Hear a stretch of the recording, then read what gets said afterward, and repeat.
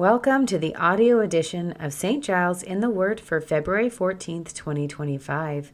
We will be reading 1 Corinthians 10 and Joshua 8 from the New International Version. Let's begin in Paul's first letter to the Corinthians. For I do not want you to be ignorant of the fact, brothers and sisters, that our ancestors were all under the cloud, and that they all passed through the sea. They were all baptized into Moses in the cloud and in the sea. They all ate the same spiritual food and drank the same spiritual drink, for they drank from the spiritual rock that accompanied them, and that rock was Christ.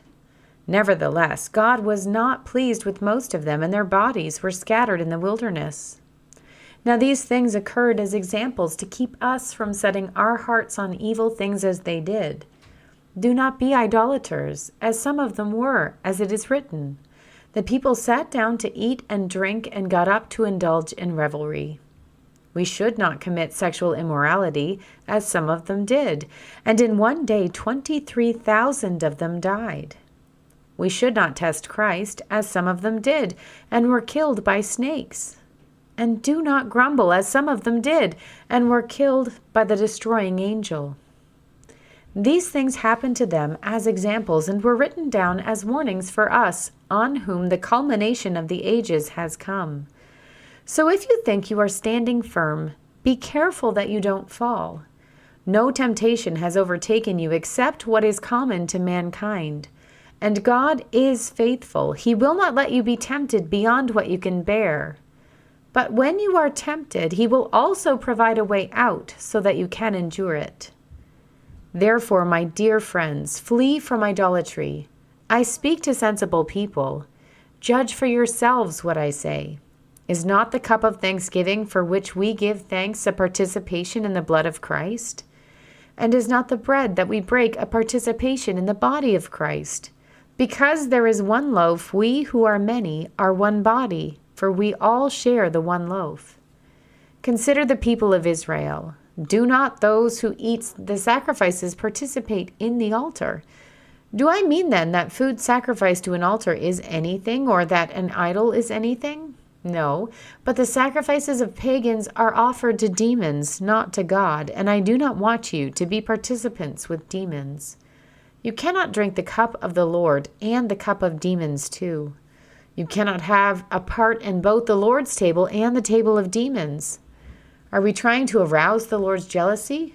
Are we stronger than He?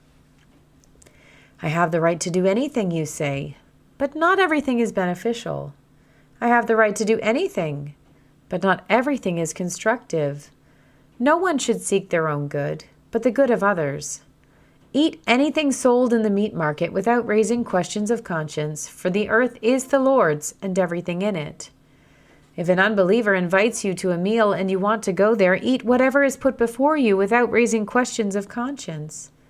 But if someone says to you, "This has been offered in sacrifice," then do not eat it, both for the sake of the one who told you and for the sake of conscience.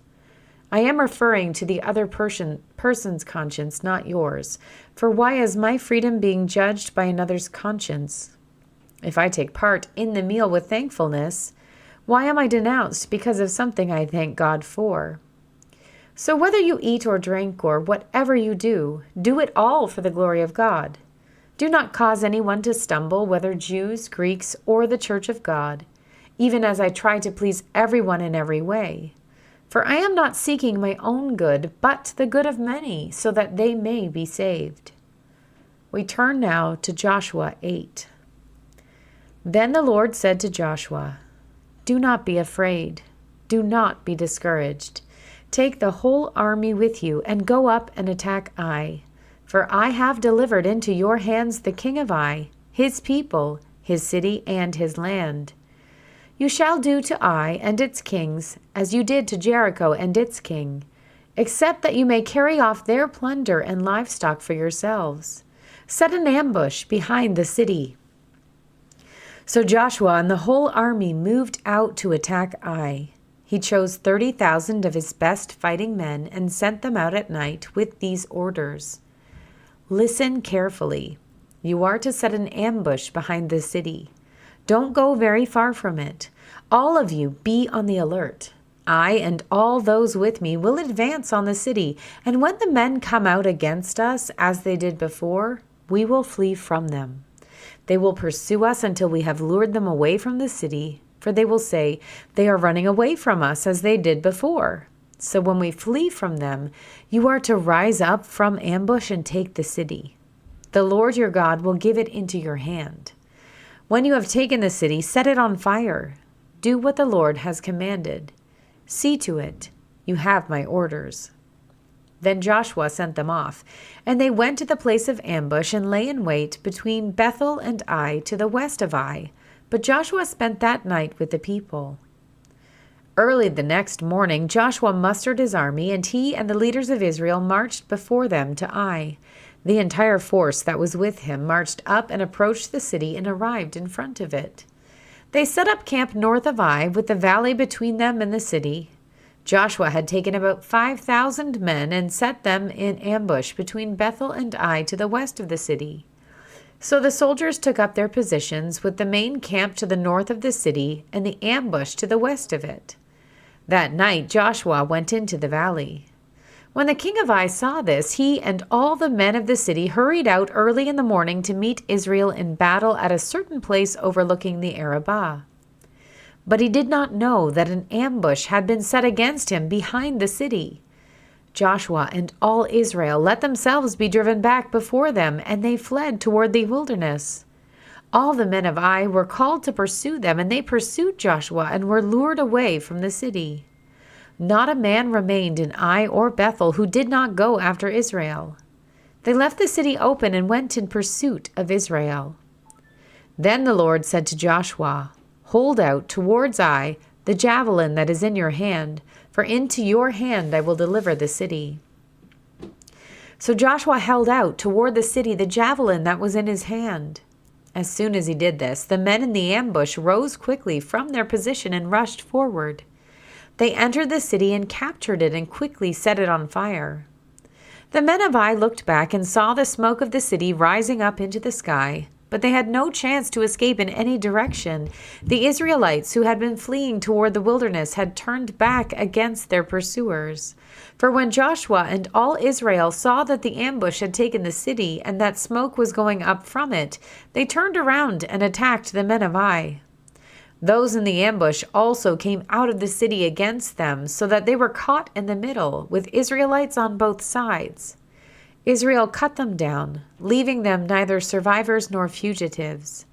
But they took the king of Ai alive and brought him to Joshua. When Israel had finished killing all the men of Ai in the fields and in the wilderness where they had chased them, and when every one of them had been put to the sword, all the Israelites returned to Ai and killed those who were in it. 12,000 men and women fell that day, all the people of Ai. For Joshua did not draw back the hand that held out his javelin until he had destroyed all who lived in Ai. But Israel did carry off for themselves the livestock and plunder of this city, as the Lord had instructed Joshua. So Joshua burned Ai and made it a permanent heap of ruins, a desolate place to this day. He impaled the body of the king of Ai on a pole and left it there until evening. At sunset, Joshua ordered them to take the body from the pole and throw it down at the entrance of the city gate. And they raised a large pile of rocks over it, which remains to this day. Then Joshua built on Mount Ebal an altar to the Lord, the God of Israel, as Moses, the servant of the Lord, had commanded the Israelites.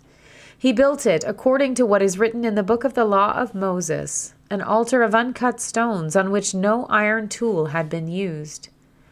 On it they offered to the Lord burnt offerings and sacrificed fellowship offerings. There, in the presence of the Israelites, Joshua wrote on stones a copy of the law of Moses. All the Israelites, with their elders, officials, and judges, were standing on both sides of the Ark of the Covenant of the Lord, facing the Levitical priests who carried it. Both the foreigners living among them and the native-born were there. Half of the people stood in front of Mount Gerizim, and half of them in front of Mount Ebal, as Moses, the servant of the Lord, had formerly commanded when he gave instructions to bless the people of Israel. Afterward, Joshua read all the words of the law, the blessings and the curses, just as it is written in the book of the law. There was not a word of all that Moses had commanded that Joshua did not read to the whole assembly of Israel, including the women and children and the foreigners who lived among them. Here ends our reading for today.